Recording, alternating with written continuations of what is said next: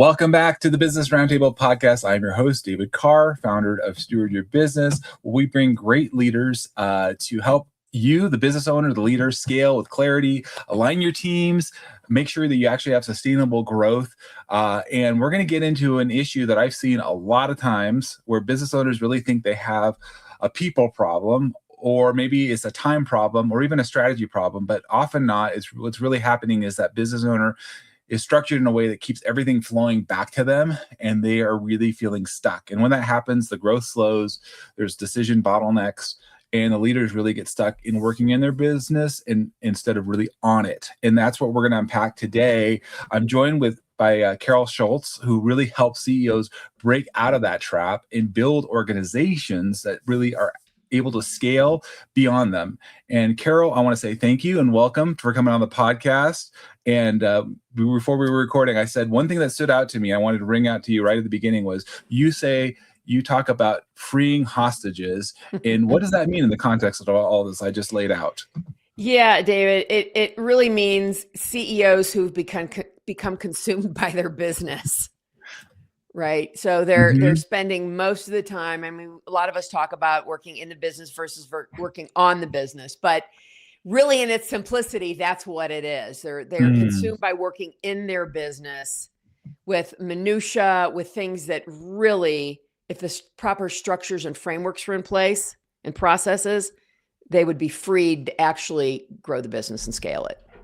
Yeah, and I love that, and this is why I wanted you to come on the podcast. You have a wealth of experience and background. We're going to unpack this.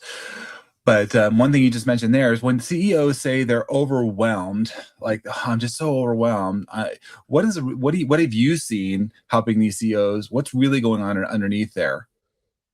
Well, they don't have the support that they need, for one thing, or they hire people that are not fully qualified to do the jobs they're in, right? It's not just a people problem. It's recognizing what you need in certain roles to be able to accomplish what you as the CEO or CEO founder need to accomplish, right? So one example is one of my former clients who is a thought leader she's a thought leader in the area of impact investing. She's amazing. And when I first met with her, when she first reached out to me, she told me she was working between 80 and 100 hours a week. Wow. And wait for it, 50% was being spent managing people. Oh, wow. Not hiring people, managing people. 50%. She had employees jumping their managers and going straight to her. So that's just one tiny little example. It was destroying her life. She could never have any time off. I mean, it was horrible. Yeah, absolutely. Yeah. Well, again, this is why you come in, because as you know, with Steward Your Business, I help with those teams, but that CEO is locked up, like you're saying. And if they just have all these decisions coming back to the founder, like you said, oh my gosh, that is just, you are feeling like you're a hostage, and you're almost imprisoned by your own company you created. And that's exactly what she was in this case. Yeah.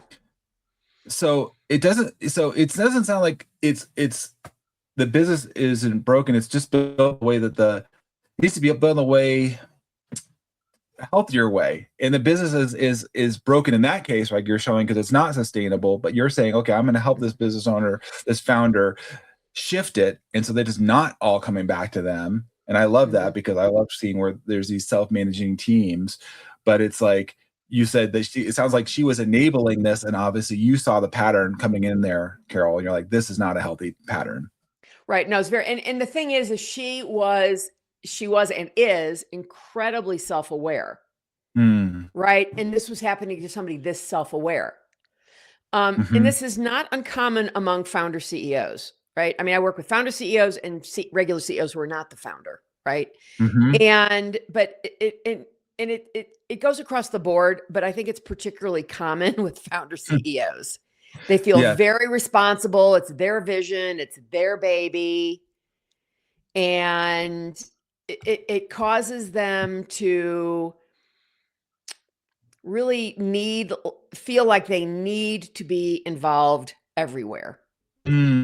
Or, I had a founder say to me late last year that he just didn't I just don't think I can get the best people because I'm a startup and where I am. And I said, I call bullshit on that. I mean, I was a headhunter for years and I got people and I got startups, the best people. I didn't get them B players or C players. They got A players because I worked with big A-level companies, right? And so he just did not understand, because so many founders think, well, I can do the hiring myself. And she had done that on her own up till then. Oh, also. Wow. She had, and many founders think, oh, I can do it. How hard is it? Well, I don't know. I was a professional headhunter for 30 years. It's hard. Yeah. To be great at it. It's hard. It's not hard to be terrible at it. Well, I love how you're bringing this. You're recognizing these different patterns. Yeah. And you brought up a little. I mean, obviously, if you're working 80 hours, you're doing all this time. I like these metrics that you're putting out there, because as a business owner, I want them to listen. Or even you're seeing your leader do this. Your business owner. It's like sometimes they don't even realize how much they're off, Carol. And they go so long. Yeah, I'm not so sure, David, that they don't realize that. I think that's not the case. Put their heads in the sand and just think, oh, I'll just figure out somehow it'll get better one day. No, but no, they just don't know how to get themselves out of it. Right. I had another founder not long ago, probably in the last 3 months, say to me that his family was literally at the bottom of the food chain of everything he had to do. I mean, I said, how's that working for you? You know, how happy is your family? You don't get to see your kids. You don't get to see your wife. Right. Problematic. Yeah. I mean, problematic. And I've had other founders that I've worked with in the past who made it to every one of their kids' games. Yeah. Because they knew how to put the structures in place to allow them to do that. Right. Is it, like you said, they just don't know how to do this, and that's where you come in, Carol, with them and build this structure, if you will. But they keep throwing out these different things of like, okay, they recognize the problem, but they don't know how to like interrupt that pattern in a healthy way. And so they just kind of like kick the can down the road, so to speak. And one thing I liked before we recorded this, you were talking about you work with a mentor, I work with mentors. You have to have some people kind of sometimes come from outside the organization. And that's why you and I work as we can break this down too, coach, advisor, consultant, and so forth. But somebody that comes from outside, right? That can just kind of see things that they're not living and breathing on a daily basis, where they kind of like feel like I can't see it. I mean, it's there, but it's like, how do I exactly break that up? And I feel like you have that experience, Carol, coming in and recognizing, oh, this is what's limiting you here. Right. Well, and one of the key things I said was about this one founder was she was incredibly self-aware. I've got a new client, same thing, very, very self-aware. And that is, I would say, the most important thing to me working with anybody. If I have a CEO who is not self-aware, I'm probably not going to take on their business. Right. Or I'm going to maybe coach them for 3 months before I consider taking on their business. To see if they can become self-aware. Right. Yeah. I recorded a podcast last week on this, Carol, where we're talking about fear and people, the lack of self-awareness. So if we can at least get to self-awareness, then you can start to do something about it. Right. And I think that's what you're saying. I can actually do something with you. But if you have no self-awareness, you don't even see it's a problem or an issue. How much I can do. Well, right. And then, me even thinking to take their money, it's not going to work. I'm going to be miserable. Right. I'm not going to get the job done. And I'm not going to put myself into a position where I'm not going to get a job done. It's not going to do it. I've seen other executive coaches. I have somebody that I know well who coached a CEO founder that I worked with a number of years ago. And, I've been coaching him for 15 years and, he has this problem, he has this problem, he has this problem. I'm like, but he's had those problems for 15 years. Why are you still coaching him? Either you're a horrible coach or he's just a horrible coachee or both. Right. Or both. I mean, something's not right there when somebody's not making any progress. Yes. Yeah. And I've just, I'm with you. I just can't put myself into that position. It's just too much agita. Yeah, no, I'm with you. And Carol, I don't, the way I work with my clients is results based. Are we making progress? Are we moving in Yes. the direction we keep working? If we're not, then we don't, and then we move on. I like your ethics and the way that you approach it, Carol. Yep. You Yep. know, what a question to follow up with you on, and when you're working with these folks, and you said they're not getting it figured out. When you come in and you start working with these folks, what do they misdiagnosing in themselves? Like, they're aware, they know there's a problem, but they're not addressing the problem. Like, oh, I should do the hiring, or I should be doing this, and it's like it's not working for them. What are you seeing that leaders kind of misdiagnose that you're kind of like, yeah, this is a problem? It's for you. I'm not so sure if it's a misdiagnosis, Mm-hmm. David, or more of them just kind of being clueless about it. They just don't know, right? So I've got a relatively new client who, after my second call with him, had an epiphany one night. He had already shared with me that he does not like to hold people accountable. And he needs to fire 2 people. And he has to rehire some people. And there's some other issues he's having. And he said to me, it was a few days after he and I talked, he called me back up and he goes, you know what I just realized? He said, I don't like to be held accountable. And I thought, man, I just love you. You are so awesome. Right? That he came to that on his own. I'm sure it came out of the work we had done, and as he started thinking about it a little bit more, right? I mean, it's just that kind of self-awareness of being able to figure some of these things out on your own also is just music to my ears, because now that's one more piece that he's gotten to based on probably a conversation that we had, and that can get us where we're going a little faster, right?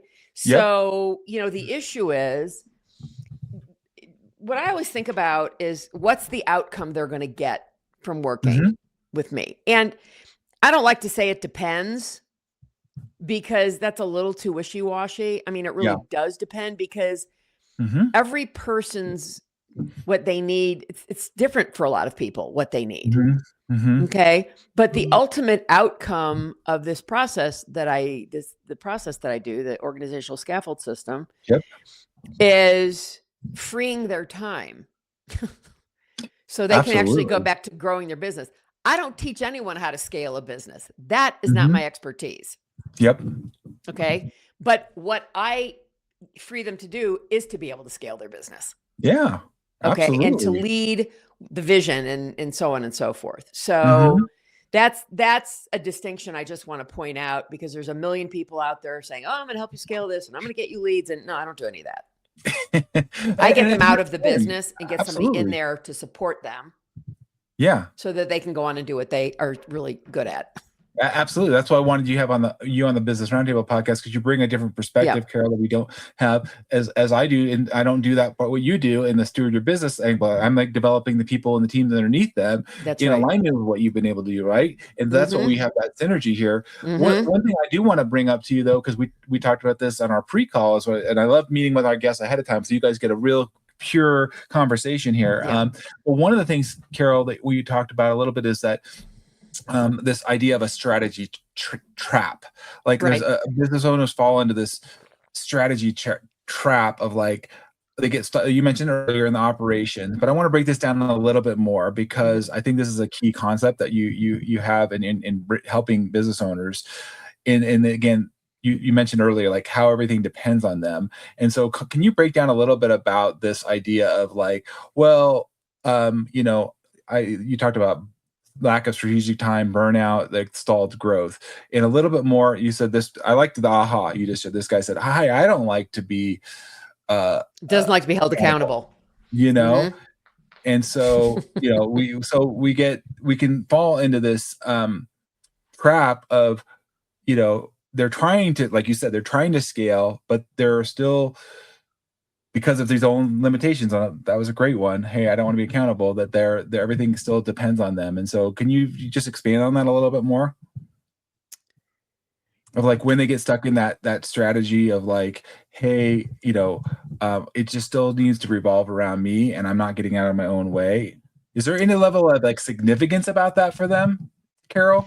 Well, I think some of it really boils down to a colleague of mine and I wrote an article. I'm a regular contributor to Inc. magazine. Yeah. So she co-authored an article with me about founders syndrome. Okay. And she and I look at it, I would say, tangentially the same. Mm-hmm. But kind of the bottom line with founders in particular is, I am the panacea. Mm-hmm. Mm-hmm. I founded the company. I'm the one with the vision. I'm the one with the idea, so on and so forth. And they often believe that nobody else can have that. Mm. Right. So my comment to that is typically, if Mark Zuckerberg did not own 51% of Meta, do you think he would be the CEO? Mm-hmm. And every answer I've ever gotten was no, probably not. Yeah. Right. Yeah. They would have gotten, he chooses his own board that will not dump him. Mm-hmm. Mm-hmm. Okay. And I think that that's the kind of thing, the analogy that we kind of need to think about here, right? Mm-hmm. You are not the only one that can have a vision to lead this company. So now you have to start thinking about succession. Mm-hmm. Absolutely. Because who you are from 0 to 5 million or 0 to 10 million, and then 10 to 50 million might be two different people. Yes. One of my former search clients, back when I was still doing search work full time, amazing startup. They sold their company after 5 years for north of $500 million to a well-known tech firm. And Dan, the CEO co-founder, replaced himself prior to this happening. Mm-hmm. Because even though he had done some exits, he needed an expert at that. Yes. So he became chairman of the board, and he replaced himself with another CEO who was expert in what they needed to the next step of their growth or exit or whatever that was. And it was obviously very successful at north of $500 million. Yeah. They chose not to go public because the offer made so much sense for them. Mm-hmm. And listen, $500 million is pretty good. That gives you some pretty good FU money. Right. Yes. And they were very, very successful. And to have done it in 5 years is pretty extraordinary. Yes. So he recognized that he was not the only person who could be the founder CEO. There could be somebody else who could be a CEO and replace him and do it quite successfully, which is what happened. Mm-hmm. So founder syndrome really can get in the way of people. Right. Now I want to flip it around on that a little bit, because I think that's so powerful. You've talked about getting out of your own way. But sometimes what I hear, and I'm going to draw on your experience too, again, recruiting and finding talent. But sometimes they also want to say, well, there's a problem here, but I just going to hire the right person. I just got to find better people. Mm-hmm. These people I currently have aren't doing the job for me. Mm-hmm. If I find that, and I experienced this in another company, I felt like every 6 months or a year, the owner would try and find somebody in, and they seemed like they were going to be the quote silver bullet. And they would, for a moment there, everybody kind of looked around like, we know you're going to be that the desired one, or whatever you want to say, the person, but eventually it would wear off. Mm-hmm. And then we're like, okay, we're back. Now they're no longer they're no longer the silver bullet coming in. And so we've done so much work in the past, Carol, before vertical elevation in this space. Yeah. And I see this too, working with recruiters, like, get people in there. And I was like, that didn't solve the problem. Never solves the problem. Because so I spoke to a founder not long ago with this exact same problem. He said he's not only is he the founder and CEO, he's now the head salesperson.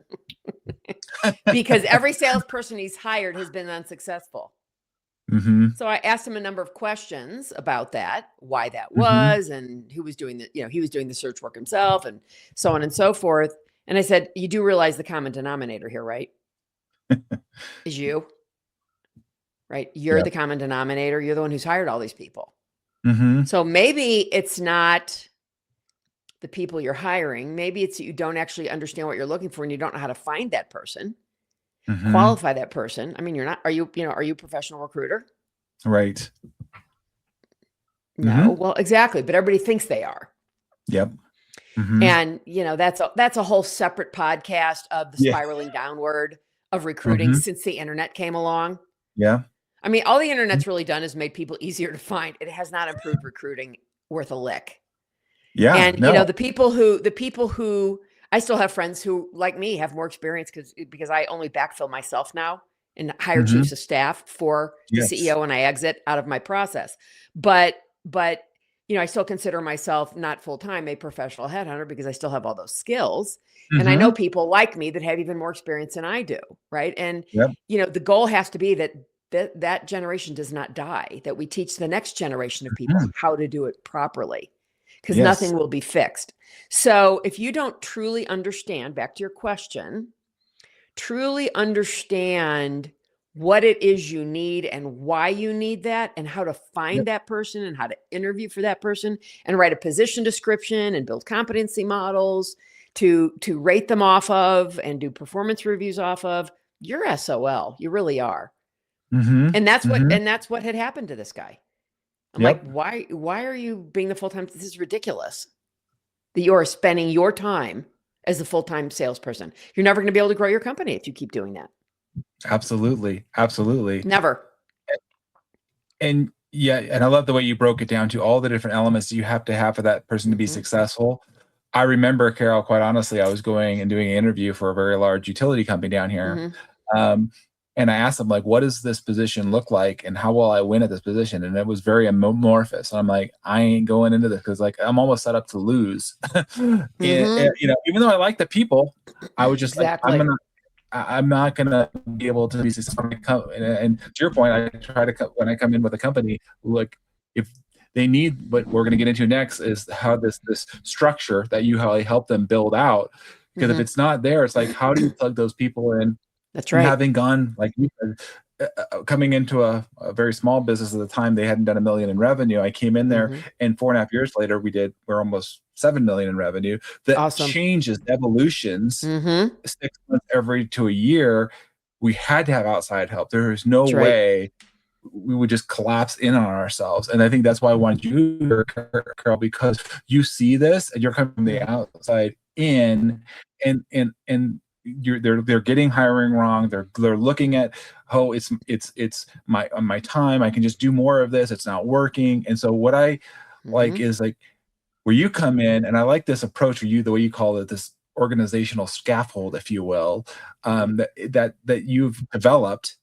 And I want you to break that down for us, because what is, like you said, we've got these different problems, and how does that fix the problem of these business owners still feeling hostage? You're breaking that, and that's why I'm so glad you're here. Right. Thank you. I appreciate that. Yeah. So really, to break it down, it's a 3-phase, 9-step, about 12-week process, right? So, I like to say, sort of tongue in cheek, I help them get their shit together. but in reality, nobody's buying that. So, the first phase, the first 3 steps, go 4, 5, maybe 6 weeks. It depends. My goal is to get it done within about a month. And there's 3 phases. One is what I would more easily call, our formal term is an organizational architecture and leverage review, also known as gap analysis. Okay. Right. So I'm going in, interviewing everyone on the executive team and the board and any potential individual contributors or maybe lower level managers. We talk about that ahead of time. So how many, aside from the executive team and board, let's throw in a few other people. Right. And I walk in with only about 6 or 7 questions. Of course, those lead me to many other questions, right? Because those questions lead people into other areas. And my goal is to come out of that clearly understanding where the gaps are in the organization. They often lie with, the board and the executive team are not aligned. Okay. Or the CEO and the executive team are not aligned. Right. So that really shows us not only lack of alignment in the organization, shows me where the gaps are. So what has to be closed, right? So how are we communicating? I have always said the lowest common denominator around the level of a company's success or failure is how they communicate. So much of what I learn in this first step comes out of some sort of lack of effective communication. You can't just paste your vision up on the wall and expect everyone to get it. You have to live it, right? Yep. So, from there, I can build a roadmap of what the work's going to look like and what we need to do moving forward. Mm-hmm. Okay. And then step 3 of that first phase is really starting to look at our communication structures.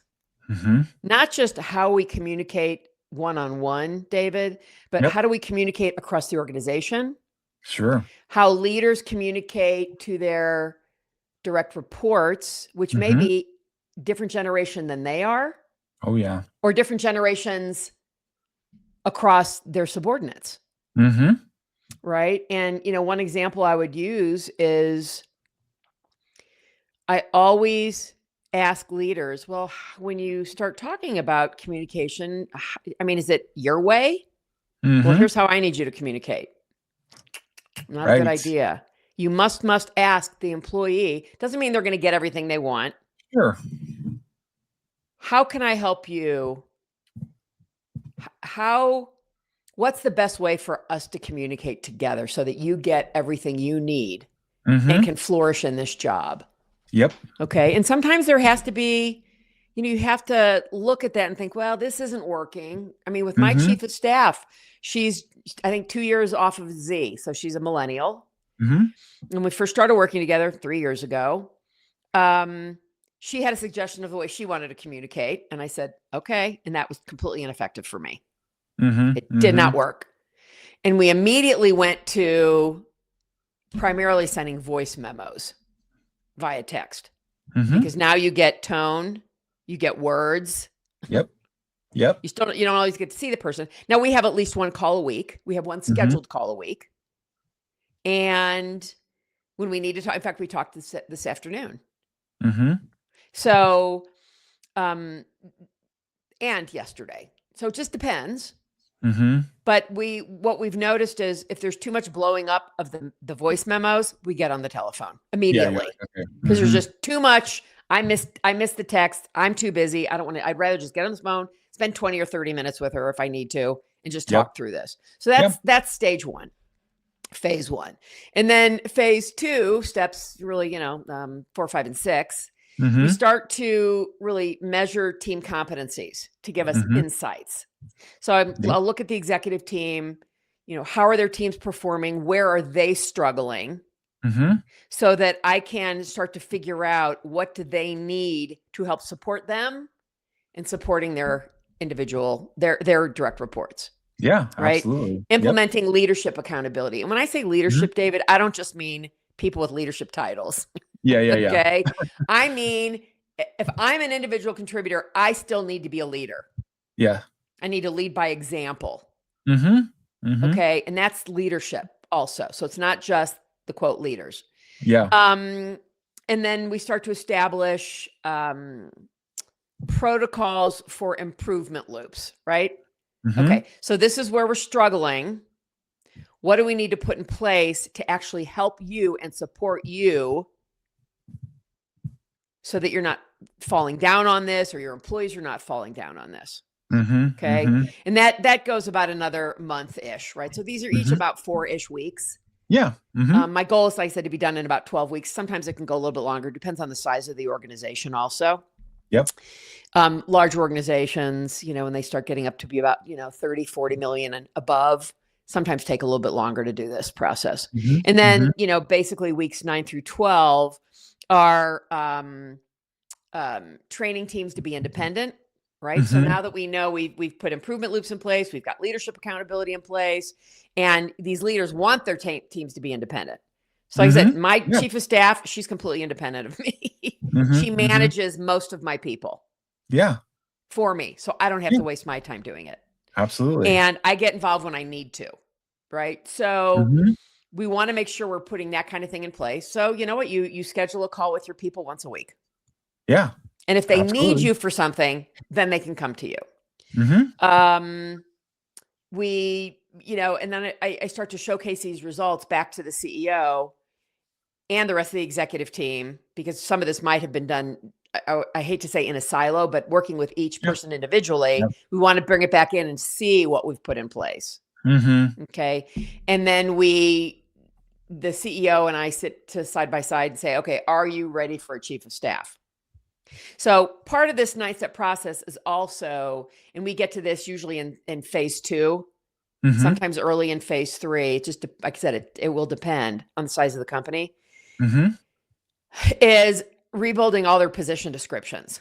So I bring the recruiting piece that I've done for so many years, the retained piece especially, sit down with the stakeholders. We run a kickoff meeting like I would for any retained search. And we write the new position description. Based on that, we build a competency model.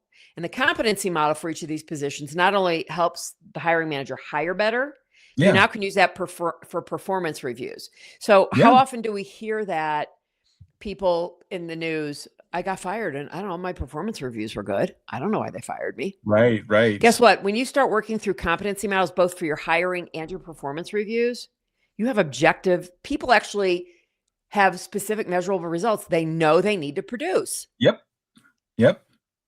Absolutely. Boy, does it make everybody's life a whole lot easier. Right. It's not so ambiguous. And to your point, I think if you're doing that work at the higher level, like you're saying, Carol, you're identifying these are the most important things we have to do as a company. Because what I've found as a manager or a lower level person is sometimes it doesn't align, and so we got to get like these are the top priorities. Because there's a lot of things we can do, right? I mean, is it going to really make a difference at the end of the day? It's like, well, let's just drop that off, or that's not as important. This is important, right? Right. Yeah. So I do want to point out that the scaffold system covers about 80% of what the CEO is ultimately going to need to be freed. The other 20% lives in the blind spot of them. So when I've been hired, they may think they know what they know, but ultimately there's always things living in a blind spot. And that extra about 20%, now that I've worked side by side with them for the first, 3 months, can, I'm so sorry. My doorbell just rang. I hope you can cut this little piece out. Yes. And I'm not going to answer it. I don't know who it is. So I don't think I'm excited. Although I see text, it could be one of my girlfriends coming over to visit me, but oh, well, please cut this out. Yeah, all good. Let me get back to my thought. So that extra 20% is living in the blind spot. And by working side by side with them over this first 3 months, I know exactly what they're going to need now. So when I go to either place a fractional or full-time chief of staff with them, that person can now not only take over all the frameworks and processes that I've put in place, okay, they get that extra 20%. Yeah. How do I know this? Because I placed chiefs of staff in the past. I had my own chief of staff, and guess what? None of this was all in a blind spot for me. This whole process, what I do now, all in a blind spot for me. Yeah.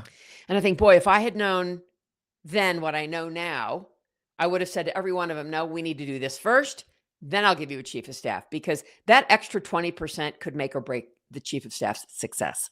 Oh, that the CEO is now freed to do what they need to do. Right. So spending that time with the CEO, those first couple months, and then saying, okay, now I see we can bring this person in and really help leverage you. So you don't want to bring them in too early, because you have to get this all kind of distilled down.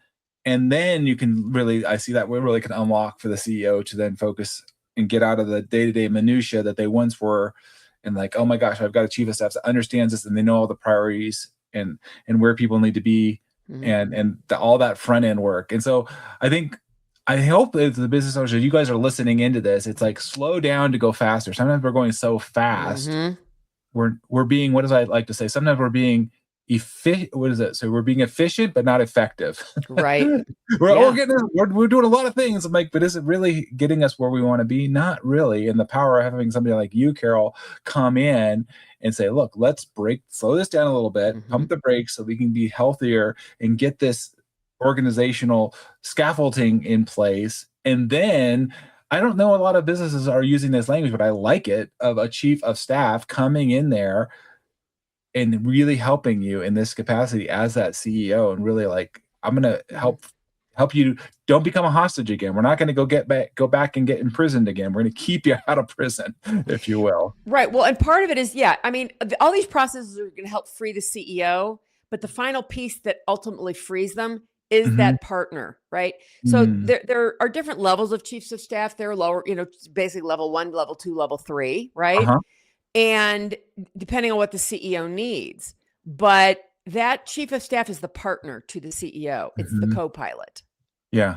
So the copilot, does the copilot sometimes have control of the plane? Sure. But the one who's ultimately in command is the captain. Yep. Okay. Yep. And that's what a great chief of staff does for you. So, the chief of staff will go to meetings in place of the CEO. Not all of them, but plenty of them. They also go to meetings with the CEO.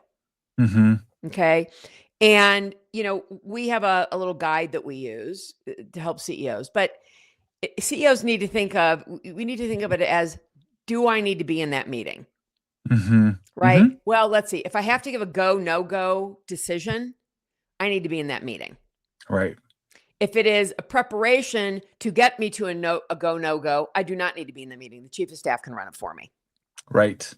Okay. That starts to take a huge amount of time because meetings, especially with founders, but with all CEOs, take an immense amount of time away from them strategizing. Right. Right. Yeah. Working on the business. Yeah, absolutely. They're in the minutia. I know we're getting close to the end of the podcast. You've covered a lot of great, information. I like that you've given us a way to think about things differently with this organizational scaffold and building that out, and then bringing a chief of staff in there to help you and be that, like you said, co-pilot, if you will. And that's, I think, empowering. Hopefully, if you're listening, whether you're the CEO currently or you're wanting to move into that role or in that place, you got this great insight from Carol to like, oh, I should think about this thing a little bit differently. I'm going to make sure, as you guys are listening, Carol and I are connected on LinkedIn, or all the show notes. We're going to have a great in there. Her Inc. articles, we'll put a link into that too, so you guys can go check them out. There's just a ton of resources on our website too, Vertical Elevation. But Carol, as we're getting close to wrapping up the podcast here, you covered a lot of different things. So if the CEO is listening in here and they've kind of feeling convicted, they're self-aware, what would you encourage them to do? Obviously, we'll put the contact information so they can reach out to you and have a follow-up conversation. But what could they do today to kind of help move the needle forward? I would invite them to sit down and start to make a list of the daily things that they do. Yeah. Okay. Just keep a journal, do it for a week even. Okay. I was in the office at 7:30. I did this from 7:30 to 8:00. I did this from 8 to 8:15, whatever that looks like. Yep. Keep a journal, because otherwise you're having to think, okay, what did I do at that time? What did I do at that time? This way, I'm a big advocate of, the sort of learning by doing, the Socratic method. Yes. Right. So the minute you take pen to paper and start writing all that down, and then look at where you've just spent your time for a week and think, and often they may be thinking, holy crap, what was I, look at all the time I'm wasting. Yes. That will help it hit home for you. And to see, well, do I really need to be doing this, or do I really need to be doing that? What could I be doing if I had support in those areas? Somebody else doing that, or the actual person that's supposed to be doing that is doing that. So the decision doesn't, and you talked about that early. The decision doesn't fall back on the founder, right? The founder, we use that term bottleneck a lot, because the founder or the CEO ends up being the bottleneck to the company. So that's what I would do. That's a real pen to paper thing that you can start to do. Think, where am I spending my time?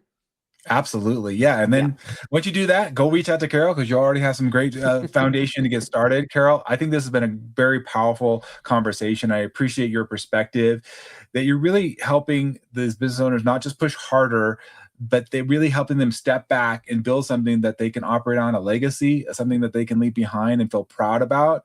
And again, if you're listening and you feel like this resonated, I want you to make sure you guys reach out to Carol and connect with her. Is your business really built to scale, or is it something that's really dependent upon you to make the decisions and momentum? That's what Carol just suggested to you there. That's the real shift there. And Carol, I just want to say thank you for coming on and sharing your insights. It's been fantastic having you here. Oh, my pleasure, David. This is a great conversation. I appreciate it. Absolutely. Well, as always, we appreciate you guys following along and listening. Leave comments if you'd like. We'll make sure Carol gets those. And We look forward to having you back here on the Business Roundtable podcast. Thanks, everybody. Have an amazing day. Until next time, be well.